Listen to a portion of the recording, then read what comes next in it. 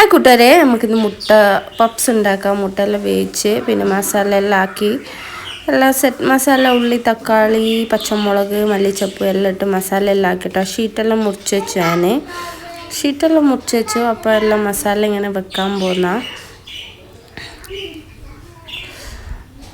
അപ്പോൾ എല്ലാത്തിലും മസാല ഇട്ട് മടക്കി അതെല്ലാം സെറ്റായി കിട്ടി കേട്ടോ ഗൈസ്. പക്ഷേ എനിക്ക് ലാസ്റ്റിലൊരു പണി കിട്ടിപ്പോയി എന്ന് വെച്ചാൽ ഓവൺ അങ്ങനെ ഇതുവരെ യൂസ് ചെയ്ത് ശീലമില്ലാത്തതുകൊണ്ട് എനിക്ക് അതിൻ്റെ സെറ്റിങ്സ് അങ്ങനെ മനസ്സിലായില്ല ഗൈസ്. എൻ്റെ സമൂസക്ക് എൻ്റെ പപ്സിന് പണി കിട്ടി.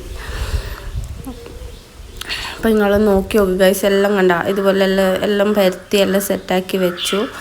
എന്നിട്ട് ഞാൻ വലിയ കാര്യത്തിന് ട്രെയിലെല്ലാം എടുത്ത് വെച്ചിട്ടോ. ട്രെയിലെല്ലാം എടുത്തെല്ലാം വെച്ച്